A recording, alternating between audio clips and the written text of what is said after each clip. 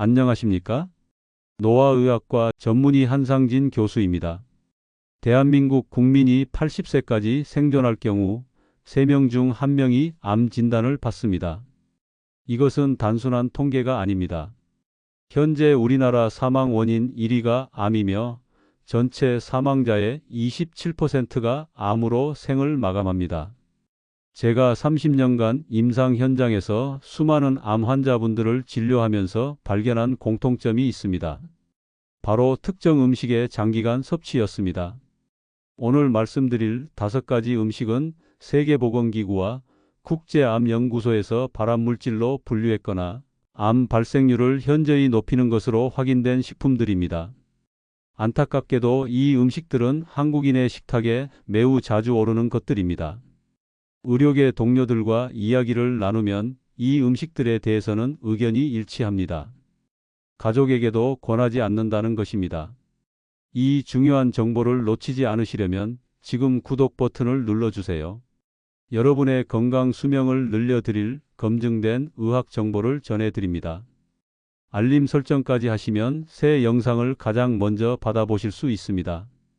지금부터 하나씩 구체적인 연구 결과와 함께 설명드리겠습니다. 특히 3번째 음식은 많은 분들이 건강식품으로 오해하고 계신 것이어서 더욱 주의가 필요합니다. 각 음식마다 왜 위험한지, 얼마나 자주 먹으면 문제가 되는지, 그리고 무엇으로 대체할 수 있는지까지 상세히 알려드리겠습니다. 이 정보가 여러분의 건강한 노후를 위한 중요한 지침이 되기를 바랍니다. 그럼 첫 번째 음식부터 시작하겠습니다.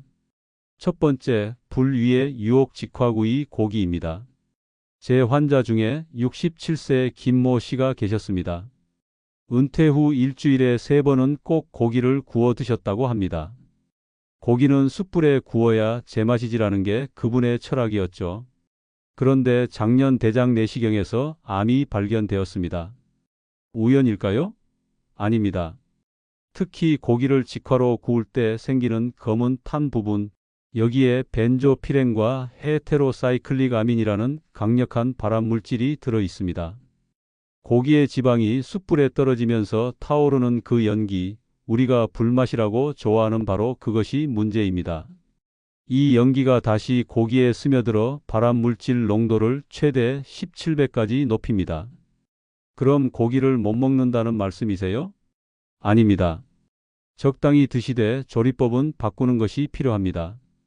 첫째, 직화 대신 팬이나 오븐을 사용하세요. 둘째, 구이보다 찜 요리가 좋습니다. 셋째, 마늘, 양파와 함께 드시면 발암물질 생성이 줄어듭니다. 그리고 더 좋은 대안이 있습니다. 바로 식물성 단백질입니다. 우리 몸은 단백질이 꼭 필요합니다. 하지만 그 단백질을 꼭 고기에서만 얻을 필요는 없습니다. 콩, 특히 발효된 콩은 완벽한 단백질 공급원입니다. 청국장을 예로 들어볼까요? 일반 콩의 단백질 흡수율은 60% 정도지만 청국장은 무려 95%가 넘습니다. 발효 과정에서 단백질이 아미노산으로 분해되어 소화가 쉬워지기 때문입니다. 게다가 청국장의 바실러스균은 장내 유익균을 늘리고 혈전을 녹이는 나토키나제 성분도 풍부합니다. 두부도 훌륭한 선택입니다. 두부 100g에는 닭가슴살과 비슷한 8g의 단백질이 들어 있습니다. 포화지방은 거의 없고 오히려 콜레스테롤을 낮추는 이소플라본이 풍부하죠. 미국 암연구소는 하루 두부 한 모를 꾸준히 먹으면 전립선암 위험이 30% 감소한다고 발표했습니다. 된장도 빼놓을 수 없습니다. 된장의 제니스테인 성분은 암세포의 혈관 생성을 막아 전이를 억제합니다. 일본 나가노현이 장수 지역으로 유명한 이유 중 하나가 바로 된장국을 매일 먹는 식습관 때문이라고 합니다. 이제 두 번째 음식으로 넘어가겠습니다. 이것은 아마 여러분 냉장고에도 반드시 있을 겁니다. 두 번째, 냉장고 속의 암살자 가공육입니다.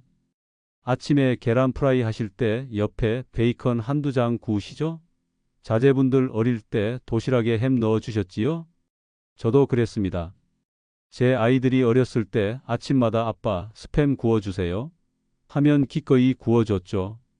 바삭하게 구운 스팸에 김치볶음밥, 그게 우리 집 최고의 아침이었습니다. 제가 무식했습니다.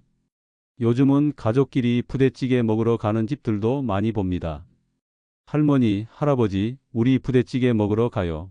하면 손잡고 나가시죠. 3대가 둘러앉아 뜨끈한 부대찌개 먹는 모습, 정겹기는 하지만 안타깝게도 건강에는 좋지 않습니다. 정확히 말씀드리면 발암물질을 가족끼리 들이키는 겁니다. 건강한 사람들은 버티겠지만 면역력이 약한 어르신들이나 어린아이들에게는 매우 좋지 않습니다. 제가 이런 말씀을 드리는 이유가 있습니다. 2015년 10월 세계보건기구 산하국제암연구소가 충격적인 발표를 했습니다. 햄, 소시지, 베이컨 같은 가공육을 1군 발암물질로 지정한 것입니다. 1군 발암물질이면 담배랑 같은 건가요? 네, 같은 그룹입니다. 하지만 오해하지 마세요. 같은 1군이라도 위험도는 다릅니다.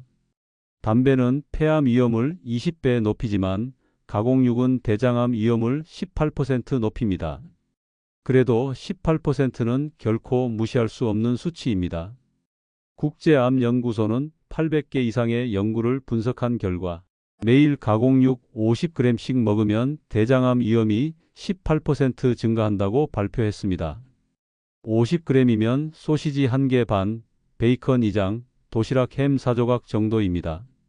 우리나라 어머님들, 자녀분들 어릴 때 도시락에 햄 계란말이 많이 해주셨죠? 김밥에도 햄은 빠지지 않았고요. 편의점 삼각김밥의 절반이 참치마요, 스팸마요입니다. 우리가 얼마나 가공육에 둘러싸여 있는지 보여주는 증거입니다. 가공육이 이렇게 위험한 이유는 제조 과정에 있습니다. 고기의 선홍빛을 유지하기 위해 아질산 나트륨을 넣습니다. 이 물질이 위산과 만나면 니트로사민으로 변합니다.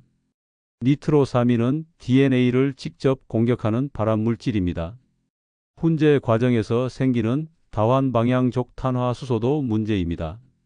63세 박모 씨는 매일 아침 햄 계란을 드셨습니다. 바쁜 아침에 간편하잖아요. 애들 키울 때부터 30년 넘게 먹었어요. 그런데 작년에 대장 용종이 발견되어 제거 수술을 받으셨습니다. 다행히 조기에 발견해서 큰 문제는 없었지만 이제는 가공육을 일절 드시지 않는다고 합니다. 그럼 손주들 반찬은 뭘로 했어야 했나요? 걱정하지 마세요. 대안이 있습니다. 첫째, 신선한 육류를 직접 조리하세요. 닭가슴살 구이, 돼지고기 장조림, 소고기 볶음. 조금 번거롭지만 훨씬 안전합니다. 둘째, 계란을 활용하세요. 계란말이, 스크램블, 삶은 계란. 단백질도 풍부하고 아이들도 좋아합니다. 셋째, 생선을 늘리세요. 고등어, 연어, 참치캔 기름 뺀 것. 오메가3가 풍부해 오히려 건강에 좋습니다. 넷째, 정 급하시면 무아질산 제품을 선택하세요. 요즘 대형마트에 천연 재료로 만든 햄들이 있습니다. 가격은 좀 비싸지만 나중에 병원비 생각하면 오히려 경제적입니다. 제가 진료실에서 이런 말씀을 드리면 많은 어머님들이 이렇게 말씀하십니다. 그동안 애들한테 독을 먹인 거네요. 아닙니다. 그때는 최선이었습니다. 우리는 몰랐던 것 뿐입니다. 이제 알았으니 바꾸면 됩니다. 손주들에게는 더 좋은 음식을 해주실 수 있잖아요.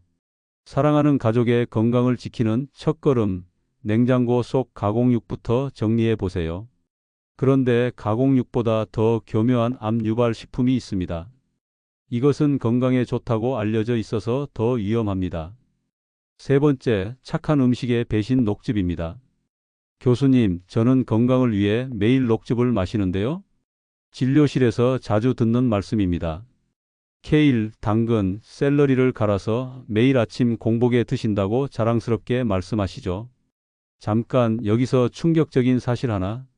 녹즙이 발암물질이 될 수 있다는 걸 아셨나요? 네, 맞습니다. 건강이 상징처럼 여겨지는 녹즙이 오히려 암을 유발할 수 있습니다. 사실 저희 어머니도 녹즙 신봉자셨습니다. 작년에 고향에 내려갔더니 어머니께서 아침마다 녹즙기 앞에 계시더라고요. 아들아, 이거 TV에서 봤는데 간에도 좋고 혈관도 깨끗해진다더라. 그런데 제가 어머니의 녹즙을 분석해보고 깜짝 놀랐습니다. 요즘 녹즙용 채소들은 빨리 크게 자라게 하려고 질소 비료를 과다하게 줍니다. 이렇게 키운 채소의 질산염은 체내에서 니트로사민으로 변합니다. 니트로사민이 뭔지 아십니까? WHO가 지정한 1급 발암물질입니다. 건강해지려고 마신 녹즙이 발암물질이라고요? 네, 그렇습니다. 많은 사람들이 채소는 무조건 몸에 좋다고 생각하시지만 먹는 방식이 잘못되면 독이 됩니다. 녹즙의 가장 큰 문제는 섬유질을 다 버린다는 겁니다. 섬유질은 장 속에서 짧은 사슬 지방산을 만들어 면역력을 높이는데 녹즙은 이 중요한 섬유질을 제거합니다. 62세 문모 씨는 하루 1리터씩 녹즙을 마시다가 간 수치 상승으로 입원하셨습니다. 의사인 저도 처음엔 믿기 어려웠습니다. 채소 때문에 입원이라니요? 요즘 홈쇼핑 보시면 녹즙기 광고가 참 많죠? 이것만 있으면 건강해집니다. 독소가 빠집니다. 거짓말입니다. 오히려 독소를 만들 수 있습니다. 제가 어머니께 이렇게 말씀드렸습니다. 어머니, 녹즙 대신 샐러드 드세요. 씹어서 드시는 게 100배 낫습니다. 씹기가 힘들어서 그래. 그럼 살짝 데쳐서 나물로 드세요. 들기름 한 방울 떨어뜨리면 지용성 비타민도 흡수되고요. 3개월 후 놀라운 일이 일어났습니다.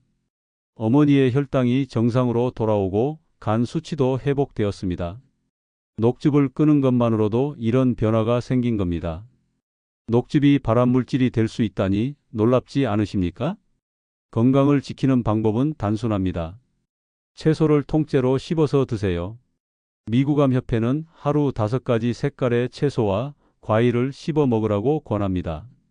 씹는 행위 자체가 항암 작용을 합니다. 침 속의 효소가 발암물질을 중화시키거든요. 이제 4번째 음식입니다. 이것은 우리나라 사람들이 밥보다 더 자주 먹는 것입니다. 4번째, 장 속의 적 밀가루 음식입니다. 경기도 용인에 사는 70세 정해철 씨는 라면 없이는 하루를 못 보냈습니다. 뜨끈한 국물에 김치 한 젓가락이면 밥이죠. 하지만 얼마 전 장내 미생물 검사를 받고 깜짝 놀랐습니다. 유익균은 20%, 해로운 균이 80%? 이건 전형적인 면역 저하형 장입니다. 밀가루는 단순한 가루가 아닙니다. 곡물을 정제하고 표면을 벗겨내고 단백질 구조를 바꾼 음식입니다. 그 과정에서 글루텐이라는 단백질이 만들어지는데 이 글루텐은 장벽에 미세한 구멍을 냅니다. 이걸 리키거트, 우리말로 새는 장이라고 부릅니다. 면역세포의 80%가 장에서 만들어집니다. 그런데 장벽이 무너지면 어떻게 될까요? 몸은 적과 아군을 구분하지 못합니다. 좋은 세포까지 공격하면서 면역 체계가 엉망이 되는 거죠. 제 환자 중 60대 여성분이 계셨습니다. 1년 동안 유기농 주스만 마시며 건강관리를 하셨다고 자부하셨죠. 그런데 장내 미생물 검사 결과는 충격적이었습니다. 균 분포가 암 환자와 거의 같았습니다.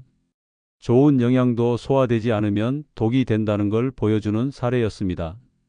그렇다면 어떻게 해야 할까요?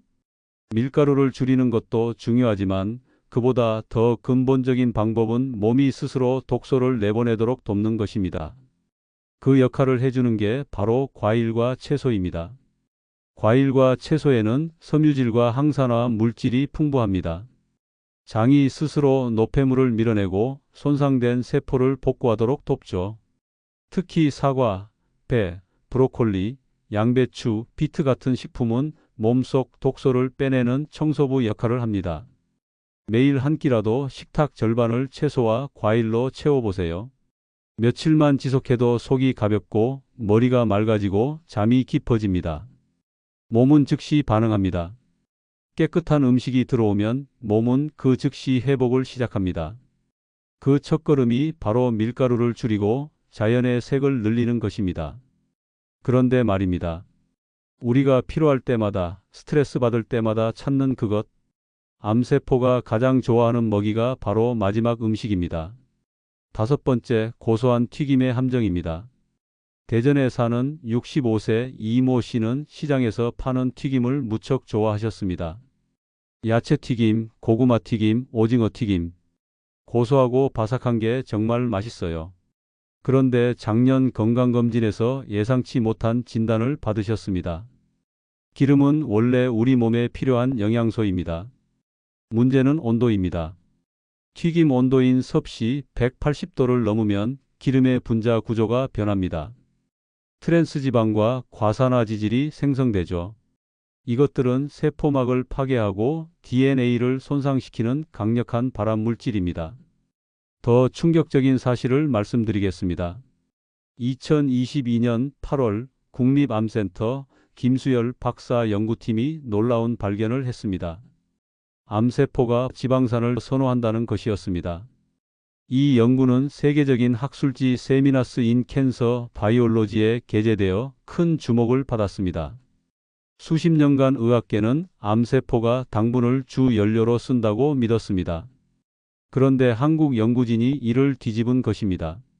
실험 결과 고지방식을 먹은 쥐의 종양이 일반식 쥐보다 2배 이상 빨리 자랐습니다. 그럼 기름진 음식을 아예 못 먹나요? 아닙니다. 중요한 것은 조리법입니다. 첫째, 튀기지 마세요. 굽거나 찌세요. 둘째, 기름에서 연기가 나면 이미 산화가 시작된 것입니다. 즉시 불을 줄이세요. 셋째, 올리브유, 들기름처럼 좋은 기름을 하루 한두 숟갈만 드세요. 특히 오메가3가 풍부한 기름은 오히려 항염증, 항암 효과가 있습니다. 들기름, 아마씨유, 호두기름이 좋습니다. 이런 기름은 가열하지 말고 샐러드나 나물에 뿌려 드세요. 제 환자분들 중에 튀김을 끊고 3개월 만에 콜레스테롤 수치가 정상으로 돌아온 분들이 많습니다. 피부도 맑아지고 체중도 자연스럽게 줄어듭니다. 제가 진료실에서 자주 듣는 말이 있습니다. 선생님, 진짜 이걸 끊는다고 몸이 달라질까요? 오늘은 그 대답을 직접 보여드리겠습니다. 서울 양천구에 사는 68세 김명호 어르신은 은퇴한 교사셨습니다. 평생 성실하게 사셨지만 건강검진마다 혈당, 혈압, 간 수치가 경계선이었죠. 이 나이에 어디 아프면 끝이지요. 그분의 식습관은 흔했습니다. 아침은 빵, 점심은 라면, 저녁은 삼겹살. 그런데 어느 날 대장 내시경에서 용종이 3개 발견됐습니다. 그 일을 계기로 결심하셨죠. 딱 3달만 의사 말대로 해보자. 그때부터 김 어르신은 직화구이, 가공육, 밀가루, 튀김, 녹즙. 이 5가지를 완전히 끊었습니다. 대신 부드러운 잡곡밥, 두부, 된장국, 색깔 있는 채소로 식단을 바꿨죠. 처음 한 달은 힘들었습니다.